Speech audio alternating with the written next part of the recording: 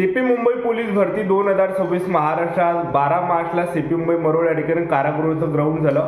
CP Mumbai Marol या ठिकाणी कारागृहाचं ज्या विद्यार्थ्यांचा ग्राउंड झालं 12 मार्चला, तर त्याच विद्यार्थ्यांचा ग्राउंडच्या अंदरचा अनुभव मी तुम्हाला आजच्या व्हिडिओच्या माध्यमातून सांगणार आहे। आज ग्राउंड कशा प्रकारे झालं, सीपी मुंबई मरोळ कारागृहाचं ग्राउंडच्या अंदर किती वेळपर्यंत मुलांना बसून ठेवलं जातं आणि आज काही विद्यार्थ्यांनी चुका केल्या तर त्यांना डायरेक्ट घरी पाठवण्यात आलं। आपल्याला कोणकोणत्या चुकांनी करायच्या आहे, कोणकोणत्या गोष्टीत आपल्याला लक्षात ठेवायचं आहे, त्याचबरोबर ग्राउंडच्या अंदर डॉक्युमेंट कोणकोणते लागत आहे आणि त्याचबरोबर ज्या काही सकाळी 5 वाजताची बॅच आहे, 6 वाजताची बॅच आहे, 8 वाजताची बॅच आहे, 10 वाजताची बॅच आहे, 12 वाजताची बॅच आहे, 2 वाजताची बॅच आहे, तर आपलं 100 मीटर 1600 मीटर रनिंग किती वाजता स्टार्ट होत आहे आणि त्याचबरोबर जे विद्यार्थी म्हणून आपण गेटच्या बाहेर किती वाजेपर्यंत येत आहे आणि आपल्याला गेटच्या अंदर किती वाजेच्या अंदर जायचं आहे, ज्यांची सुद्धा सकाळी 5 वाजताची, 6 वाजताची, 8 वाजताची, 10 वाजताची, 12 वाजताची बॅच असेल तर किती वाजता आपल्याला रांगेमध्ये लागावं लागणार आहे याबद्दल सुद्धा तुम्हाला माहिती सांगणार आहे। आणि मरोळ पोलीस मुख्यालयाच्या ग्राउंड पर्यंत आपल्याला गावाकडून सेंटर पर्यंत कशा प्रकारे पोहोचत आहे, राहण्याची जेवणाची व्यवस्था कुठं करण्यात आली याबद्दल सुद्धा आपण बोलणार आहे।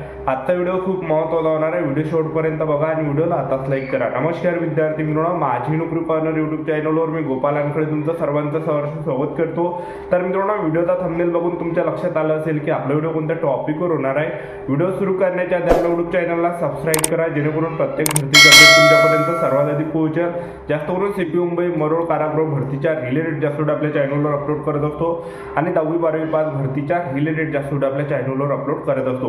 व्हिडिओ सुरू करण्याच्या अगोदर सर्वांना एक रिक्वेस्ट आहे, तुम्ही आपला व्हिडिओ कोणत्या जिल्ह्यातून पाहू राहिले नक्की कमेंट बॉक्समध्ये सांगा, जेणेकरून मला सुद्धा अंदाज लागणार आहे की आपला व्हिडिओ कोणकोणत्या जिल्ह्यापर्यंत पोहोचू राहिला।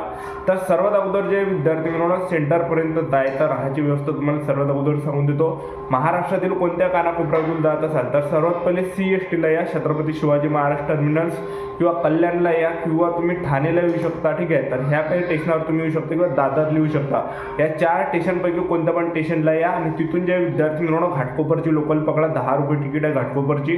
तर घाटकोपरला आपल्याला लोकलनं जायचं आहे। लोकलनं गेल्यानंतर घाटकोपरला जसे तुम्ही आले तर घाटकोपर रेल्वे स्टेशनच्या बाजूने जे विद्यार्थी मित्रांनो घाटकोपर मेट्रो स्टेशन आहे, तर आपल्याला घाटकोपर मेट्रो स्टेशनवर जायचं आहे। तिथून जे घाटकोपर मेट्रो स्टेशनपासून जे विद्यार्थी मित्रांनो आपल्याला मरोळ नाकाची फेविकॉल मरोळ नाक्याची आपल्याला तिकीट फळायची 20 रुपये तिकीट आहे। तर 20 रुपयात तुम्ही मेट्रोनं मरोळ नाकापर्यंत फेविकॉल, त्या स्टेशनला काय म्हटलं जाते, फेविकॉल मरोळ नाका म्हटलं जाते। तर आपण मरोळ नाकापर्यंत पोहोचणार आहे आणि मरोळ नाकाला जसे उतरले तर तिथून जवळपास 1 ते 1.5 किलोमीटर अंतरावर पोलीस मुख्यालय मरोळ आहे। तर तिथून पैदल गेलेलं तुमच्यासाठी कधी बेस्ट आहे, 15 ते 20 मिनिटांमध्ये आपण मरोळ पोलीस मुख्यालयाच्या ग्राउंडपर्यंत पोहोचणार आहे। आणि जर तुम्ही ऑटोवाल्याला विचारलं, ऑटोवाले 60 रुपये, 80 रुपये, 50 रुपये अशा प्रकारे मुलांपासून लुबाडत आहे। कोणी नवाळा जर दिसला तर 200-400 रुपये सुद्धा सांगत आहे, लक्षात ठेवा, ठीक आहे। तर ऑटोने जाऊ नका, पैदल जा, जेणेकरून आपल्या त्या ठिकाणी तेवढं काही आपलं त्या ठिकाणी व्यायाम सुद्धा होणार आहे आणि तेवढेच पैसे वाचणार आहे, तेवढं कुठे जेवणासाठी सुद्धा आपले खर्च त्या ठिकाणी होणार आहे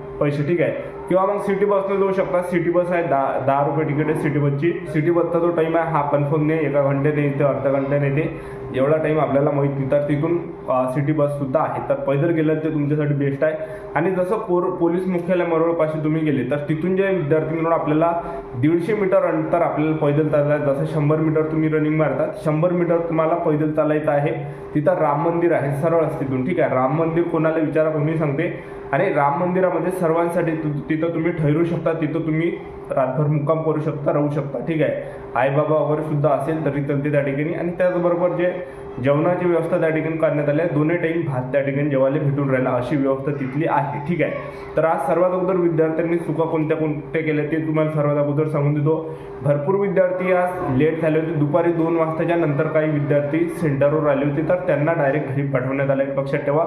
तर हे चूक आपल्याला करायची नाही। जो काही आपला रिपोर्टिंग टाईम आहे त्या रिपोर्टिंग टाईमाच्या अंदर तुम्ही त्या ठिकाणी ग्राउंडवर हजर राहा, जास्त त्या ठिकाणी टाईमपास वगैरे करू नका, ठीक आहे। जो काही रिपोर्टिंग टाईम आहे सकाळी 5 वाजताचा असेल, 6 वाजताचा, 8 वाजताचा, तर अर्धा 1 घंटा अगोदर जा किंवा 2 घंटे अगोदर गेले चालते, किंवा जो काही रिपोर्टिंग टाईम आहे त्या टाईमातही तुम्ही गेले तरी त्या ठिकाणी चालणार आहे, ठीक आहे। तर सर्वात अगोदर मी तुम्हाला सांगून देतो 100 मीटर 1600 मीटर आणि किती वाजता त्या ठिकाणी स्टार्ट होत आहे।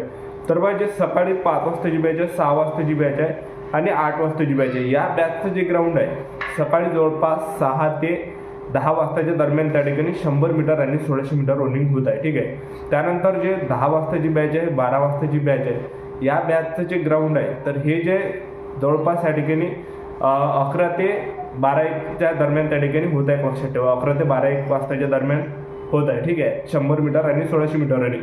आणि ज्यांची दुपारी 2 वाजताची बॅच आहे त्यांचं जे ग्राउंड आहे 4 ते 5 वाजतापासून 100 मीटर आणि 1600 मीटर रनिंग स्टार्ट त्या ठिकाणी होत आहे. ठीक आहे, 100 मीटर 1600 मीटर. ठीक आहे, तर अशा प्रकारे आपल्याला ग्राउंडचा टाईम या ठिकाणी भेटला असेल की आपल्या बॅचचं ग्राउंड किती वाजेपर्यंत उरकणार आहे. ठीक आहे, तर सर्वात अगोदर आज विद्यार्थ्यांना गेटच्या अंदर एंट्री दिली. एंट्री दिल्यानंतर त्या ठिकाणी बॅगा वगैरे आपल्याला काढायला लावता आणि आपल्याला चुका कोणत्याने करायच्या आहे. उपाशी तापाशी भरपूर विद्यार्थी जात आहेत, ह्या चुका आपल्याला करायचे नाही. हलकासा जेवण करून द्या, हलकासा नाश्ता करून द्या किंवा फळ फ्रूट खाऊन द्या, जेणेकरून तेवढी काही एनर्जी शरीरामध्ये बरकरार राहणार आहे. आपल्याला 100 मीटर 1600 मीटर रनिंग गोळाफेक सर्व ताकदीचे इव्हेंट आहे. तर आपल्या पोटामध्ये असलं पाहिजे जेणेकरून तेवढा काही आपला ग्राउंडचा परफॉर्मन्स हा चांगला त्या ठिकाणी बसणार आहे. ह्या काही गोष्टीचं लक्ष ठेवा. सर्वात अगोदर विद्यार्थ्यांना बॅगा त्या ठिकाणी काढायला लावत आहे. बॅगा काढल्यानंतर त्या ठिकाणी वरतं डॉक्युमेंट आपल्याला 2च ठेवत आहे, ओरिजिनल आधार कार्ड, ओरिजिनल हॉल तिकीट आणि 2 पासपोर्ट फोटो. ठीक आहे, एवढे डॉक्युमेंट लागते, बाकी कोणतेही डॉक्युमेंट लागून नेले. तर बॅगा ठेवल्यानंतर त्या ठिकाणी आपला जो डिटेल इंचार्ज आहे तर आपल्याला तो टेबल नंबर पासून येते. जो काही टेबल नंबर आहे, ज्या टेबल नंबरमध्ये आपला रोल नंबर आहे त्या रांगेमध्ये आपल्याला बसायला लावत आहे. आणि तिथंच जे आपल्यापासून आधार कार्ड आपल्या त्या ठिकाणी टेबल नंबरवर पाहिजे. आधार कार्ड पाहिल्यानंतर आपला जो फोटो आहे तिथं चिपकावा लागते त्यांच्या रजिस्टरवर आणि सिग्नेचर आपल्याला करायचे आहे. आणि हे काही प्रक्रिया झाल्यानंतर आपल्यापासून एक फॉर्म लिहून घेतला जात आहे. तर ते जे विद्यार्थ्यांना प्रतिज्ञापत्र, आपलं पूर्ण नाव लिहायचं आहे, ॲप्लिकेशन नंबर लिहायचा आहे, तारीख लिहायचं आहे, त्याचबरोबर आपल्याला जे सिग्नेचर करायचे आहे आणि ते त्यांना त्यांच्याजवळ द्यायचं आहे. ठीक आहे, सबमिट करायचं आहे. त्यानंतर उंची पाशी आपल्याला पाठवल्या जाते. उंची त्या ठिकाणी घेतल्या जात आहे. तर उंची 165 सेंटीमीटर, छाती 79 सेंटीमीटर अशा प्रकारे त्या ठिकाणी उंची छाती मोजल्या जात आहे. आणि डिजिटल मशीनमध्ये मोजल्या जात आहे. सर्व आपल्याला डिजिटल दाखवलं जातं. उंची छाती वजन तिथे आहे. हे काही झाल्यानंतर आणखी विद्यार्थ्यांना समोर त्या ठिकाणी पाठवलं आणि त्या ठिकाणी जे एका मंडपामध्ये बसून ठेवलं जात आहे. आणि आपल्याला जे विद्यार्थी मिळून इथं आपल्याला चेस्ट नंबर दिला जात आहे. चेस्ट नंबर इथं लावून दिला जात आहे. चेस्ट नंबर दिल्यानंतर दोन्ही पायाचे जे चिपा आपल्याला लावायचे, पक्काट लावा जेणेकरून निसटले नाही पाहिजे. निसटले तर ऑब्जेक्शन जरी घेतलं तरी सुद्धा त्या ठिकाणी चालणार नाही. तर त्या ज्या चिपा आहेत तर त्या आपल्याला स्वतःला बांधायचा, पक्काट बांधा, त्या निसटल्या नाही पाहिजे. ठीक आहे, ही जिम्मेदारी स्वतःची आहे. आणि हे काही झाल्यानंतर एका हॉलमध्ये त्या ठिकाणी पाठवलं आणि त्या ठिकाणी बायोमॅट्रिक सुद्धा थर्मोवर घेतला जात आहे. आपला फोटो कॅम्प्युटरवर घेतला जात आहे. त्याचबरोबर आपलं जे विद्यार्थी दोन्ही पायाच्या जे चिपा आहेत त्या स्कॅन केल्या जात आहे. आणि त्यानंतर आणखी समोर पाठवत आहे, तिथं सुद्धा दोन्ही पायाच्या चिपा स्कॅन केल्या जात आहे. त्यानंतर आपला जो डिटेल इंचार्ज आहे तर तो त्या ठिकाणी इव्हेंटसाठी नेत आहे. पहिला जो इव्हेंट आहे 100 मीटर रनिंग आहे. 100 मीटरची जी सिस्टीम आहे प्रकारे आहे, स्टार्टिंग पॉईंट इथून होत आहे आणि एंडिंग पॉईंट या ठिकाणी 100 मीटरचा.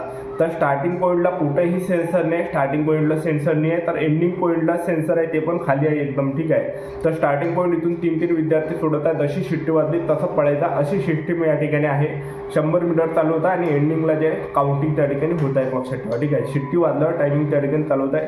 शिट्टीवर टाईम इथला आहे. ठीक आहे, 100 मीटर झाल्यानंतर लगेच त्या ठिकाणी गोळाफेकला सुद्धा नेला जात आहे. गोळाफेक सुद्धा लवकर होत आहे. गोळाफेकला 3 चान्स आहे, जो जास्त जाणार आहे त्याला मार्क दिले जात आहे. आणि सिग्नेचर घेते. सिग्नेचर घेतल्यानंतर आणखीन 50 विद्यार्थ्यांची बॅच बसून ठेवल्या जात आहे. त्यानंतर जे आपलं त्या ठिकाणी सिग्नेचर घेतलं 1600 मीटर 100 मीटरवर आणि त्यानंतर आपल्याला बाहेर त्या ठिकाणी केलं जातं. अशा प्रकारे प्रक्रिया आजच्यासाठी तर सांगतो. भेटायला नेक्स्ट व्हिडिओमध्ये.